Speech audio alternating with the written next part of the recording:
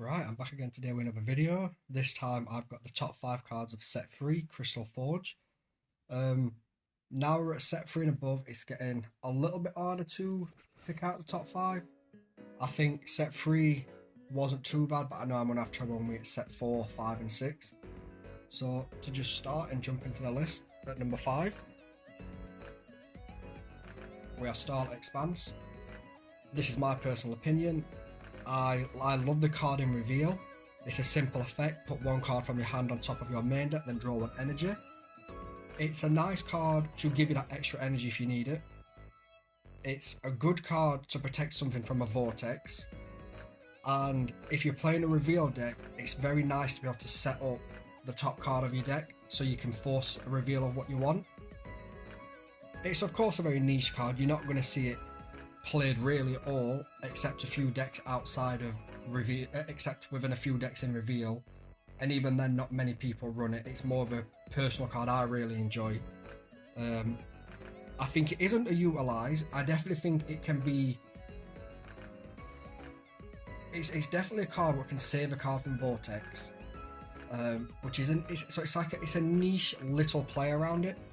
You still lose the energy you draw, but at least you get to keep a main deck in your, at least you get to keep a card in your hand and put it back in your main deck to draw straight back into it. And the artwork on it is just brilliant, but that's my personal choice for number 5. At number 4, we have Carter, Champion of Cardsmithing. I was debating putting this card higher, but how little I see it actually played, I left it at number 4. Its effect reads, pay 1 life point, each player may select 1 card from their graveyard and add it to their hand. So it allows you to pretty much get whatever you want back from your graveyard, with the downside being that your opponent also gets to do that.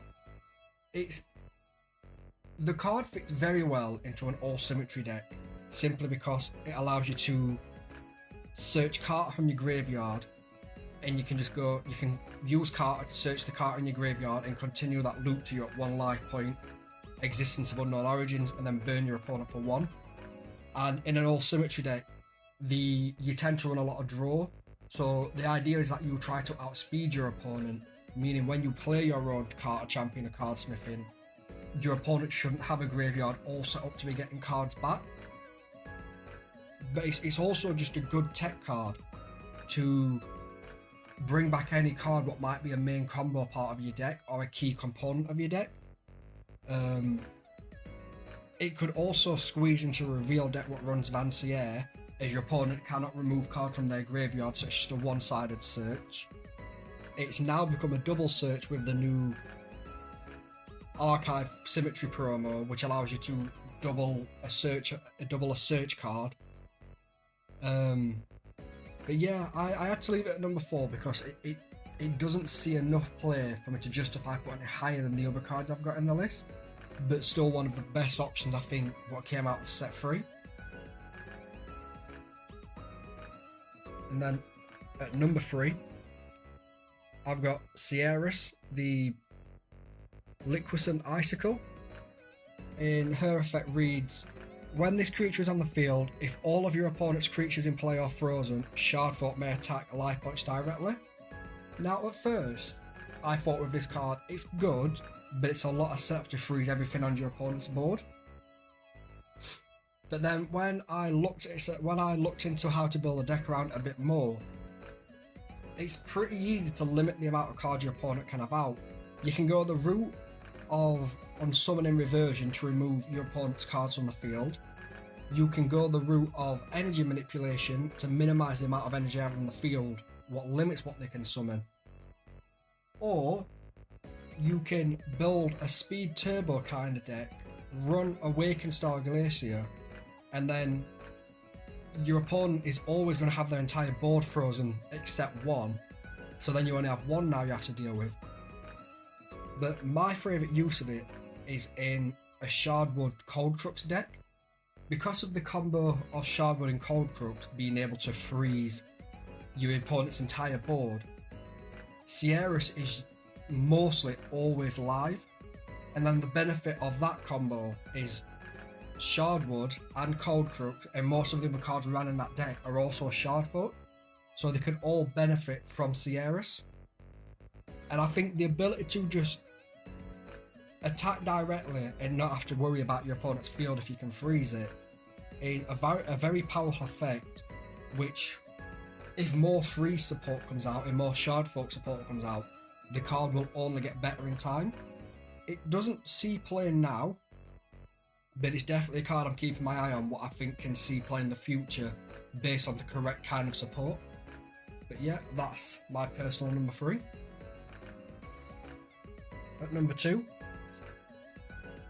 I have Treeforge Complex.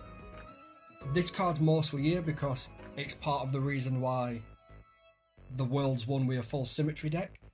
Pay 1 energy, reveal the top card of your opponent's main deck. If they revealed a creature, they may add it to their hand. If they revealed a symmetry, they lose 2 life points. The ability to burn your opponent for 2 life points for 1 energy it's a pretty strong effect.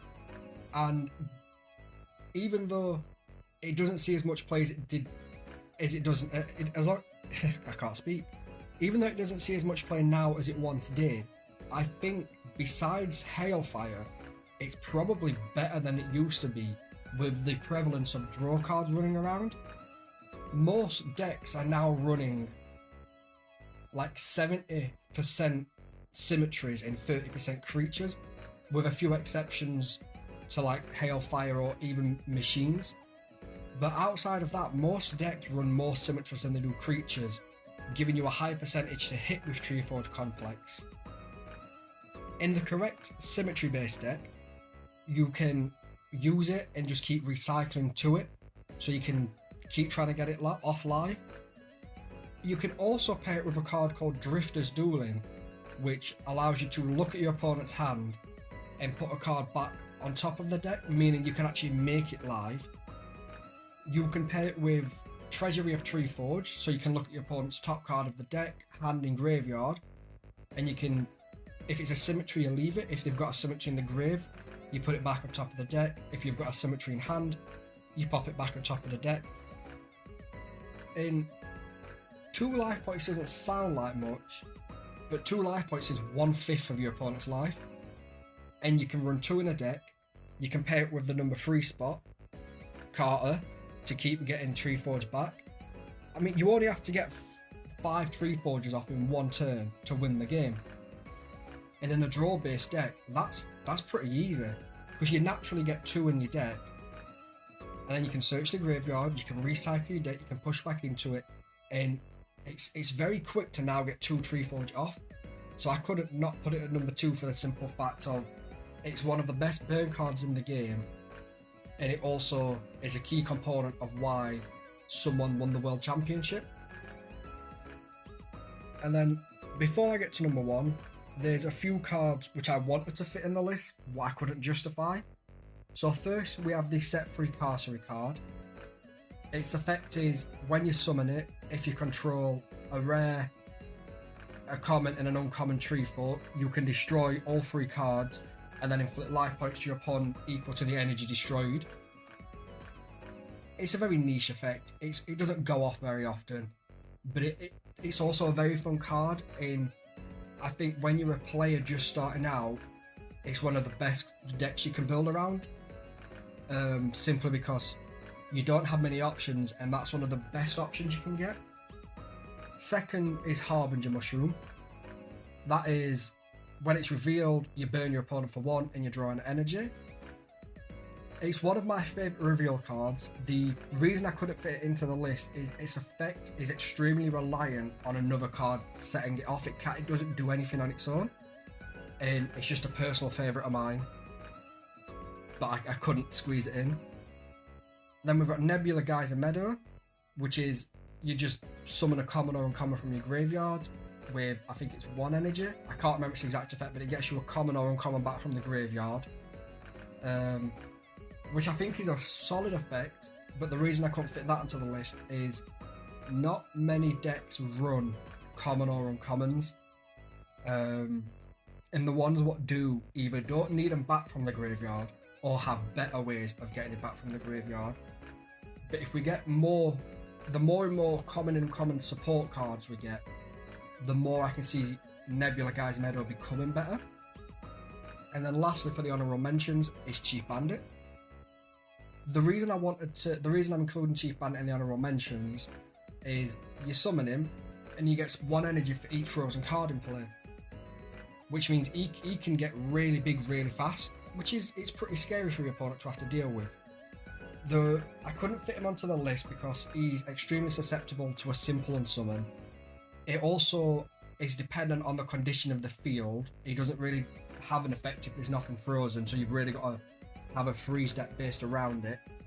But he's also very good in the Shardwood Cold Crux combination deck, as you can freeze your opponent's entire board and then just summon Chief Bandit huge, and then Sierra's allowing everything to attack directly means Chief Bandit can sometimes just win the game with his singular attack. But that's it for the honourable mentions. In number 1, I'm pretty sure everybody's guessed it.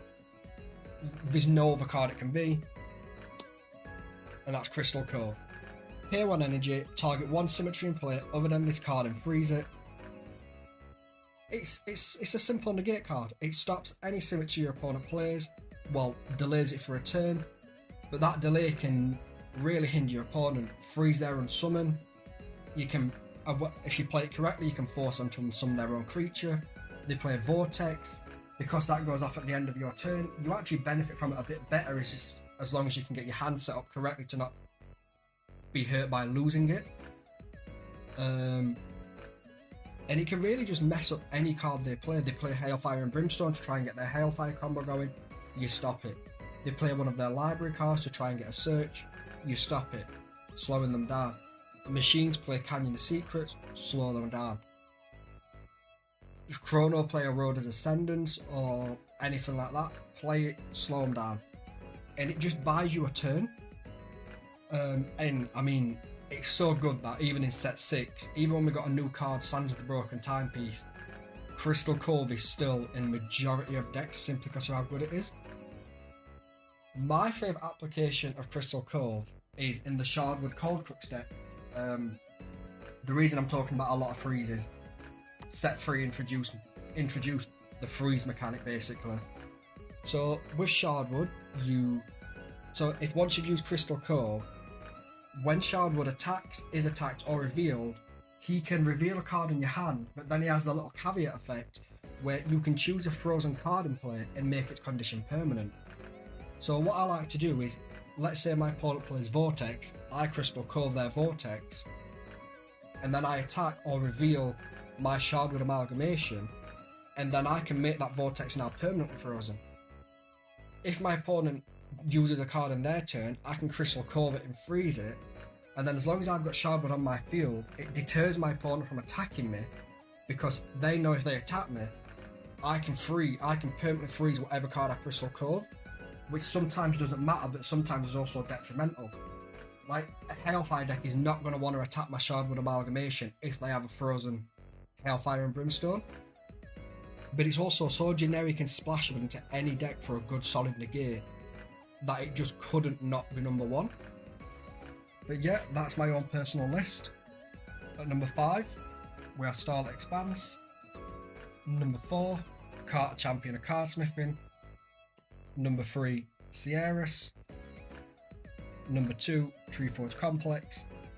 And number 1, Crystal Cove.